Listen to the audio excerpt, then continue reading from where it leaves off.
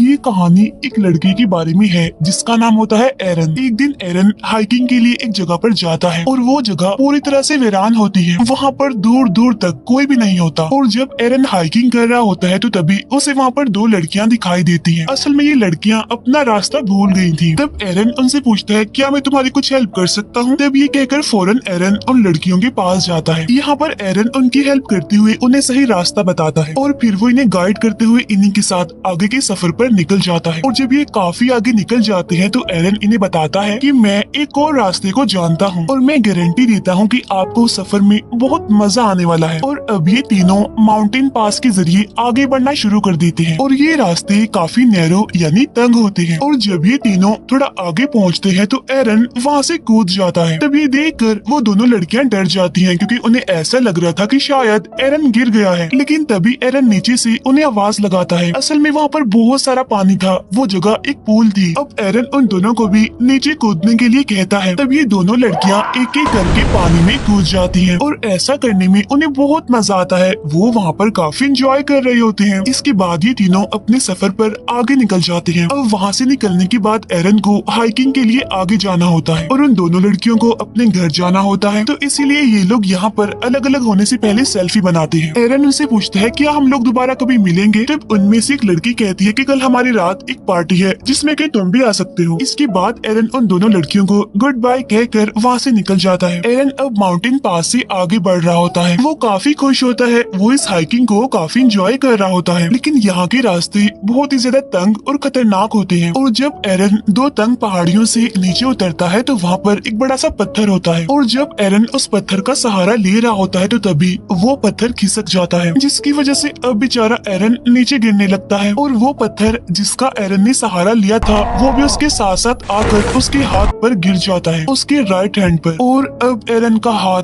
दो तंग पहाड़ियों के बीच में एक पत्थर के नीचे फंस जाता है। अब हालांकि उसे ज्यादा चोट तो नहीं लगी थी लेकिन उसका हाथ वहाँ से निकल ही नहीं रहा था। वो अपने हाथ को वहाँ से निकालने की बहुत कोशिश करता है लेकिन वो इसमें नाकामयाब ही रहता है। और जब एरन को रियलाइज होता है कि अब उसका हाथ यहाँ से नहीं निकल सकता तो इसीलिए वो उन दोनों लड़कियों को चिल्ला चिल्ला कर आवाजें लगाने लगता है। लेकिन अनलकीली उसकी आवाज वहाँ से बाहर नहीं जा सकती थी क्योंकि ये सारे नैरो माउंटेन्स हैं और यहाँ से आवाज को बाहर पहुँचाना जहाँ पर दूर दूर तक कोई इंसान, जानवर, यहाँ तक कि बर्ड्स का भी नामो निशान नहीं है, ये ऑलमोस्ट इम्पॉसिबल था। इसके बाद एरन अपना बैग खोलता है और उसके पास हाइकिंग का जितना भी सामान होता है वो उन सबको बाहर निकाल लेता है। उसे यहाँ से किसी भी सूरत निकलना होगा क्योंकि वो जानता था कि शायद यहाँ पर कई महीनों तक कोई भी ना आए। अब जो सामान उसने बैग में से बाहर निकाला होता है उसमें एक नाइफ भी होता है। तो वो उस नाइफ की मदद से चट्टान को साइड से तोड़ने की कोशिश करता है लेकिन ये चट्टान तो काफी हार्ड थी, इतनी ज्यादा ठोस थी कि उसे जरा भी कुछ नहीं होता। और साथ साथ ये भी कि उसका राइट हैंड वहाँ पर फंसा हुआ था, इसीलिए उसे उल्टे हाथ से काम करने में भी काफी प्रॉब्लम आ रही थी। लेकिन फिर भी एरन हार नहीं मानता, हिम्मत नहीं हारता और वो लगातार उस चट्टान को तोड़ने की कोशिश कर रहा होता है। और इसी दौरान उसका नाइफ उसके हाथ से छूटकर नीचे गिर जाता है और वो उस नाइफ को हाथ से नहीं उठा सकता क्योंकि वो नाइफ उससे काफी दूर होता है। लेकिन फिर भी किसी तरह दिमाग लगाकर वो उस नाइफ को अपनी तरफ खींच लेता है और एक बार फिर से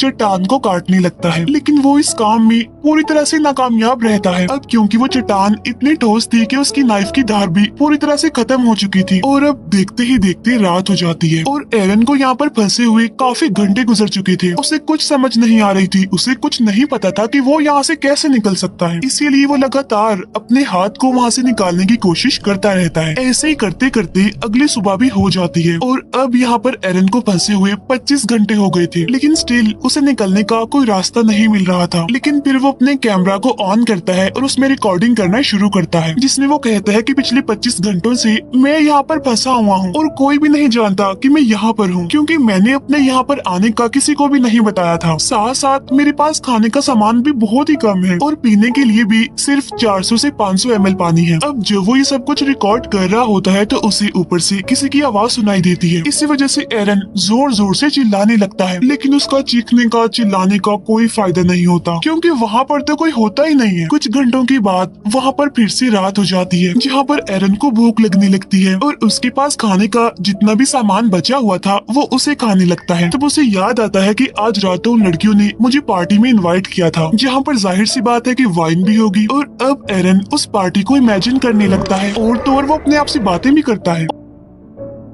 और उसे वो टाइम भी याद आता है जब वो हाइकिंग के लिए सैटरडे को अपने घर से निकल रहा होता है, जहाँ उसके पास उसकी मदर की कॉल भी आ रही होती है, लेकिन वो उनकी कॉल नहीं पिक करता, उन्हें नहीं बताता कि वो हाइकिंग के लिए जा रहा है। और अगर एरन ने उन्हें बताया होता तो शायद वो उसे ढूंढते हुए यहाँ पर आ जाती, लेकिन अब कोई भी नहीं जानता कि एरन आखिर है कहाँ पर। अब तीसरे दिन यानी कि मंडे को एरन एक पुली बनाता है। वो रस्सियों के जरिए उस पत्थर को बांधता है जो पत्थर उसके हाथ के ऊपर पड़ा हुआ है, और रस्सी के दूसरे हिस्से से वो उस पत्थर को उठाने की कोशिश करता है, लेकिन इतनी स्ट्रगल करने के बावजूद भी वो पत्थर अपनी जगह से हिलता तक नहीं है। इसके बाद वो रस्सी के उस सिरे को अपने पाँव में फंसाकर पूरा जोर लगाकर उस पत्थर को हिलाने की कोशिश करता है, लेकिन इस बार भी कोई फायदा नहीं होता। मुसीबत तो बढ़ती जा रही थी क्योंकि 3 दिन हो गए थे और अब उसका पीने का पानी भी खत्म हो गया था। अब क्योंकि वो यहाँ पर फ्री है, उसके पास कोई काम नहीं है, इसीलिए वो छोटी छोटी चीजों को भी नोटिस कर रहा था यहाँ पर, जैसे कि एक बर्ड ऊपर आसमान से उड़ रहा है, वो वहाँ से हिल भी नहीं सकता, और कभी कभी वहाँ पर कुछ खतरनाक इंसेक्ट्स भी आते रहते हैं, और अगर वो उन इंसेक्ट्स को मारकर उन्हें खाना चाहता है तो उसे उनके आने का इंतजार करना होगा। और तो और इस माउंटेन पास में एरन को एक दिन में सिर्फ 15 मिनट धूप मिलती है, क्योंकि उसके बाद धूप तो वहाँ से चली जाती है। अब 3 दिन से एरन यहाँ पर भूख से, प्यास से और ऐसे माहौल से काफी परेशान हो गया था, और इसीलिए अब वो ये डिसाइड करता है कि वो अपने हाथ को ही काट देगा। तब ये सोचकर वो अपने हाथ के ऊपर वाले हिस्से को यानी कि बाजू को अच्छे से बांध लेता है, और उसके पास जो नाइफ होता है वो उससे अपने बाजू को काटने की कोशिश करता है, लेकिन उस नाइफ की धार तो खत्म हो गई थी, जिसकी वजह से उसकी बाजू की पतली सी स्किन भी उस नाइफ से नहीं कट रही थी। तब इस बात से एरन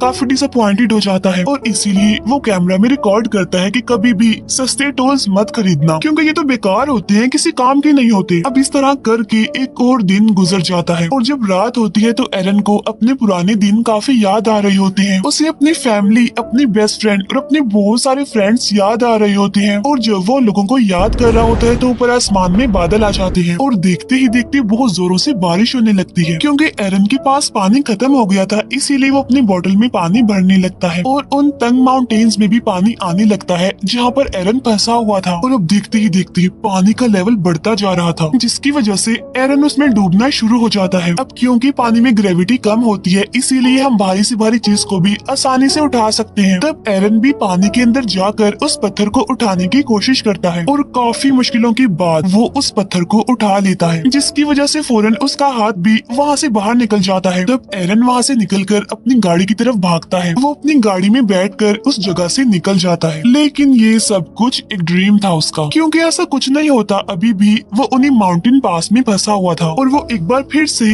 जोर जोर से चिल्लाने लगता है। अब क्योंकि उसे यहाँ पर फंसे हुए काफी दिन हो गए थे, इसीलिए उसे अजीब तरह के ड्रीम्स और हेलुसिनेशंस होने लगती है। एरन को यहाँ पर फंसे हुए 4 दिन हो गए थे, और ये होता है उसका 5वां दिन, इसीलिए उसका बिहेवियर, उसका मेंटल बैलेंस काफी चेंज हो जाता है। वो अपने आप से बातें करता है, कमेंट्री करता है, हंसता है, और ये भी बताता है कि अगर उस दिन मैंने अपनी मदर की कॉल रिसीव की होती, उन्हें मैंने बताया होता कि मैं यहाँ पर आ रहा हूँ, तो शायद आज मैं यहाँ पर फंसा हुआ ना होता। और जिस शॉप से मैंने हाइकिंग का सारा सामान लिया था, वहाँ के शॉपकीपर को भी मैंने कुछ नहीं बताया था, और अगर उसे पता होता इसके यहाँ आने का तो शायद वो एरन की मिसिंग होने की रिपोर्ट करवा देता, जिसकी वजह से कोई ना कोई तो उसे यहाँ पर ढूंढने आ ही जाता। यहाँ पर एरन अपने पेरेंट्स से कहता है कि मैं आपसे बहुत प्यार करता हूँ। असल में एरन ये सब कुछ इसीलिए रिकॉर्ड कर रहा होता है क्योंकि उसके यहाँ से निकलने की उम्मीदें खुद भी खत्म हो चुकी थी, क्योंकि वो भूखा भी है, प्यासा भी है, उसकी बॉडी में जान नहीं है, और ये इतना बड़ा पत्थर जो है जिससे वो मूव भी नहीं कर सकता, उसने एरन को जैसे यहाँ पर कैद करके रख दिया है। अब एरन एक बार फिर से अपने हाथ को बांधता है, और वो नाइफ जिसकी धार पूरी तरह से खत्म हो चुकी है, वो उससे अपने हाथ को काटने की कोशिश नहीं करता, बल्कि वो नाइफ की फ्रंट साइड से अपने हाथ पर स्टैब करना शुरू कर देता है। वो नाइफ को इतने अंदर तक गाड़ता है कि वो उसकी हड्डी तक पहुंच जाता है, जिसकी वजह से उसका खून निकलने लगता है। लेकिन इससे आगे एरन कुछ भी नहीं कर पाता मजीद, और अब इस तरह से एक दिन और गुजर जाता है।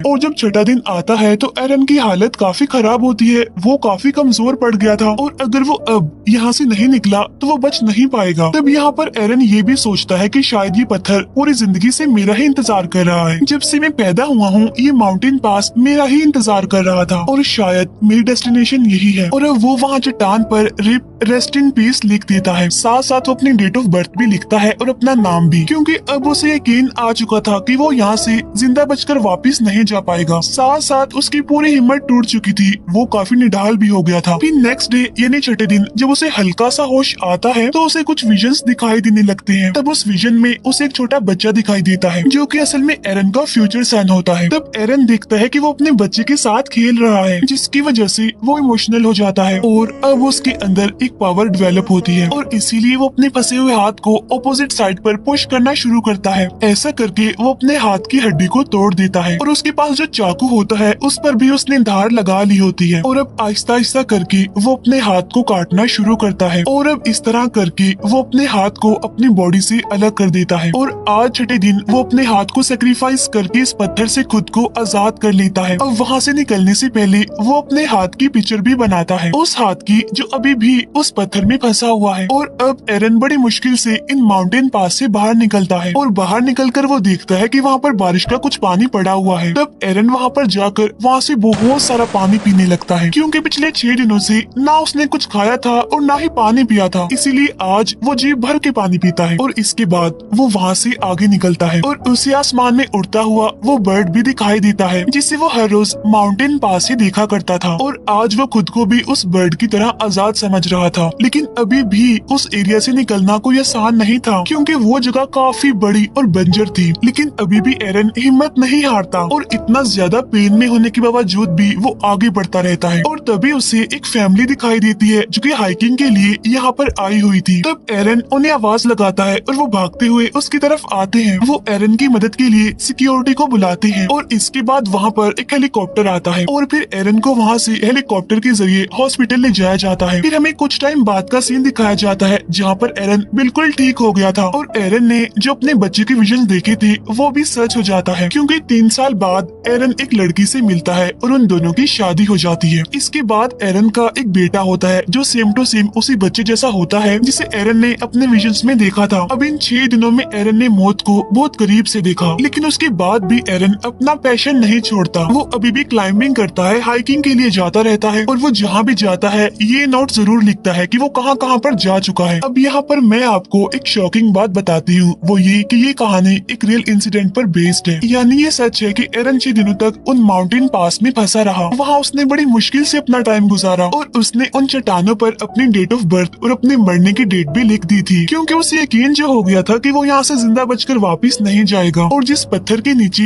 एरन का हाथ फंसा था उसका वेट 360 केजी था। खाने पीने का सामान भी बहुत थोड़ा था, लेकिन फिर भी जो उसकी अच्छी बात उसने हिम्मत नहीं हारी और यही वजह थी कि फिर भी उसने 5 दिन तक सरवाइव कर लिया। और छठे दिन जब उसको लगा कि वो नहीं बचेगा तब किसी पावर ने उसका साथ दिया, जिसमें उसे अपने फ्यूचर सन के विजन्स आए, जिससे उसे पावर मिली और वो वहाँ से निकलने में फाइनली कामयाब हो गया। एरन ने अपने एक इंटरव्यू में ये भी कहा होता है कि अगर वो पहले अपना हाथ काट देता तो उसका बहुत सारा खून बह जाता और वो यहाँ से बचकर बाहर ना निकलता। और जब उसने अपना हाथ काटा उस टाइम भी अगर वो अपना हाथ ना काटता तब भी वो वहाँ पर मर जाता। जब उसने अपना हाथ काटा तो उसकी बॉडी वीक थी, इसीलिए उसका खून ज्यादा नहीं बहा और इसी वजह से हाथ कटने के बावजूद भी वो 4 घंटों तक वहीं पर ही घूमता फिरता रहा। अब इस तरह से एरन ने कभी ना हार मानने वाले अपने जज्बे को दिखाया और इसी के साथ ही ये मूवी यहीं पर एंड हो जाती है। Thank you for watching.